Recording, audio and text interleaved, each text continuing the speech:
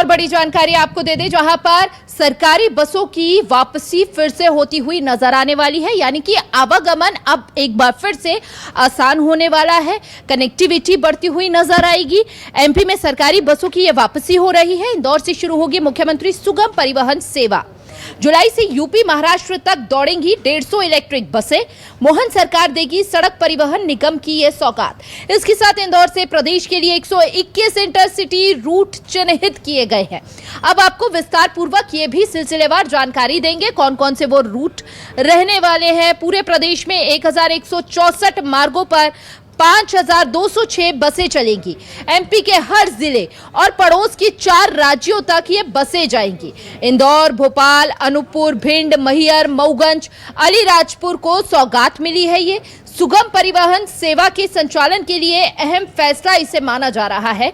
और सीएम मोहन यादव ने कहा कि इंदौर से प्रदेश के अन्य जिलों के लिए अब ये इंटरसिटी बसें चलेंगी। बसों के आने से शहर में परिवहन व्यवस्था और बेहतर होने वाली है। लोगों के लिए यातायात में ये काफी ज्यादा लाभदायी साबित होने वाली है। एमपी से दूसरे राज्यों तक का सफर अब और भी ज्यादा आसान होगा।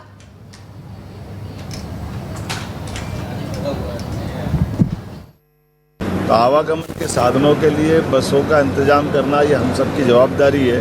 हमारी सरकार के गठन के समय हमने मुख्यमंत्री सुगम परिवहन सेवा की जो घोषणा की थी, अब धीरे धीरे करके हम उसकी तरफ बढ़ रहे हैं। तो इस साल का रक्षाबंधन बहनें अपनी बसों से जाएगी, ये प्रयास कर रहे हैं। गरीबों का परिवहन, राज्य परिवहन बड़ा महत्वपूर्ण रोल अदा करता है और ऐसे में ये परिवहन के बंद करने की शुरुआत भी कांग्रेस शासनकाल में हुई थी और उसकी दरकार है। जब आज सड़कें अच्छी बन गई तो और गाँव के अंदर बिजली, पानी, सड़क सारी प्रबंधन हो गए।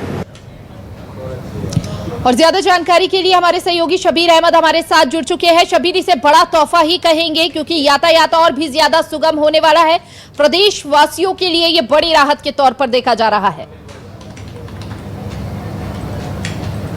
बिल्कुल हिमानी, बात की जाए तो ये कह सकते हैं कि एक बार फिर भोपाल और मध्य प्रदेश के अलग अलग जिलों में सरकारी बसें दौड़ती हुई नजर आएगी और आम इंसान को इसका फायदा होता हुआ नजर आएगा। मध्य प्रदेश परिवहन विभाग की एक बैठक ली गई थी जिसके अंदर परिवहन मंत्री उदय प्रताप सिंह, मध्य प्रदेश के मुख्यमंत्री मोहन यादव और तमाम अधिकारी मौजूद थे और बैठक के अंदर फैसला लिया गया है कि अगले महीने यानी जुलाई से मध्य प्रदेश के अंदर 7 अलग अलग जगहों को चिन्हित किया गया है, जहां पर पहले चरण में बात की जाए तो करीब 2300 के आसपास बताई जा रही है कि बसें चलेगी और उसको लेकर के कहां तक जाएगी, इसको लेकर भी जगह चिन्हित कर ली गई। 1000 से ज्यादा जगह चिन्हित की गई है जहां पर ये बसें पहुंचेगी, यानी आम इंसान को राहत मिलती हुई नजर आएगी। सड़क परिवहन की बात की जाए और जो प्राइवेट सेक्टर में बात की जाए, जो बसें चलाती थी, अपनी मनमानी करते थे, खासकर त्योहारों के समय, उस पर भी लगाम लगता हुआ नजर आएगा। और लंबे समय के बाद ये कह सकते हैं कि प्रदेश के अलग अलग इलाकों में ये सरकारी बसें दौड़ती हुई नजर आएगी। और इन सब के बीच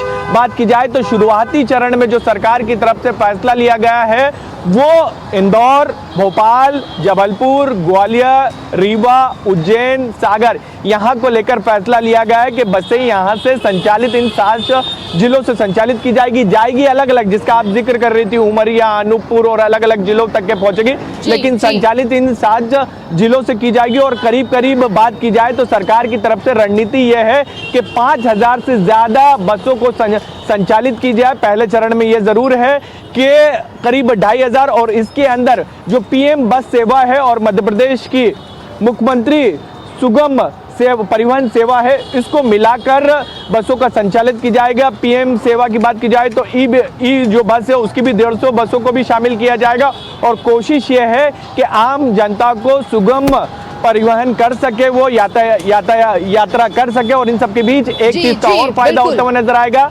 नौकरी भी निकलेगी, क्योंकि जब 5000 से ज्यादा बसें चलेगी मानी तो नौकरी भी निकलेगी, यानी कि अभी रोजगार भी बढ़ता हुआ नजर आएगा। शबीर, आपने बिल्कुल अहम ये मुद्दा आप जो है उजागर किया है। बहुत बहुत शुक्रिया शबीर आपका तमाम जानकारी साझा करने के लिए। तो ये बड़ी सौगात के तौर पर ही इसे देखा जा रहा है और एक बार फिर से सुगम यात्रा करने के लिए प्रदेशवासी पूरी तरह से तैयार है।